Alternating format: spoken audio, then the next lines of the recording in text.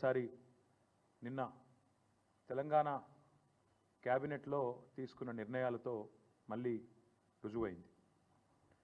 రాజ్యాంగం అమల్లోకి వచ్చిన 75 ఏళ్ల సంబరాల సందర్భంగా దశాబ్దాలుగా కాంగ్రెస్ చేతిలో మోసపోతున్నది రైతన్నలే అనే సందేశాన్ని ఇస్తూ ప్రభుత్వం 15,000 ఇస్తామని చెప్పి 12,000 మాత్రమే అంటూ నిన్న 1,00,000 కండిషన్లు పెట్టి మళ్ళీ ఒకసారి రాజ్యాంగాన్ని అపహాస్యం చేసే విధంగా ఇచ్చిన మాటలకు విలువ లేకుండా జనవరి 26 నాడు రైతు భరోసా పేరిట మోసానికి శ్రీకారం చుడుతున్నది రేవంత్ రెడ్డి ప్రభుత్వం.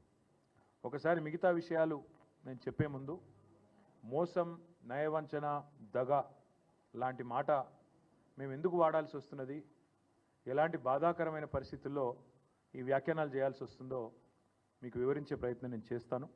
ముందుగా ఎన్నికలకు సరిగ్గా నెల రోజుల ముందు నుంచి 6 నెలల ముందు నుంచి రైతు డిక్లరేషన్ పేరిట వరంగల్లో వాళ్ళు మొదలుపెట్టిన రైతు డిక్లరేషన్ నుంచి తదనంతరం ఎన్నికల దాకా వాళ్ళు ఏం మాట్లాడారో దయచేసి ఒక్కసారి వారి మాటల్లోనే మీకు చూపెట్టే ప్రయత్నం చేస్తాను. ముందుగా ముఖ్యమంత్రి రేవంత్ రెడ్డి గారు ఆనాడు ప్రదేశ్ కాంగ్రెస్ కమిటీ అధ్యక్షుడిగా మాట్లాడిన మాటలు మీరు వింటారు.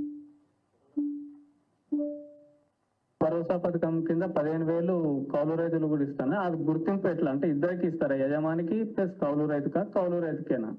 ఇప్పుడు స్పష్టంగా అందులో భూ యజమానికి మీకు అంటే మీరు ఎందుకు ఇంత క్లియర్ గా ఉన్నా కూడా మీకు అనుమానం వచ్చిందో స్పష్టంగా మళ్ళొక్కసారి చదివి వినిపిస్తాం మీకు.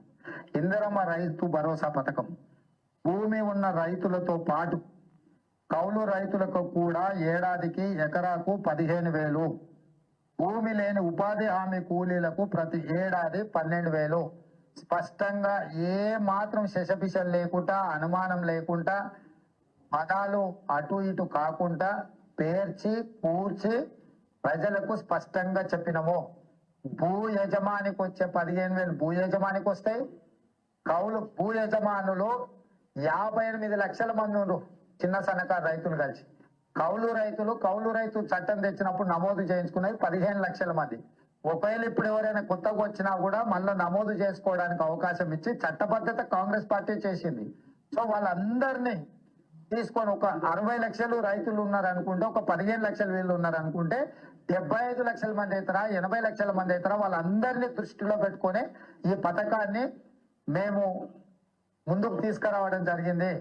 ఎలాంటి అనుమానం లేదు. భూ యజమానికి 15,000 వస్తుంది ఎకరాకు, కౌలు రైతుకు కూడా 15,000 వస్తుంది. కాబట్టి వాళ్లకు వీళ్లకు ఎలాంటి ఏమంటారు కాన్ఫ్లిక్ట్ ఆఫ్ ఇంట్రెస్ట్ ఏం లేదు.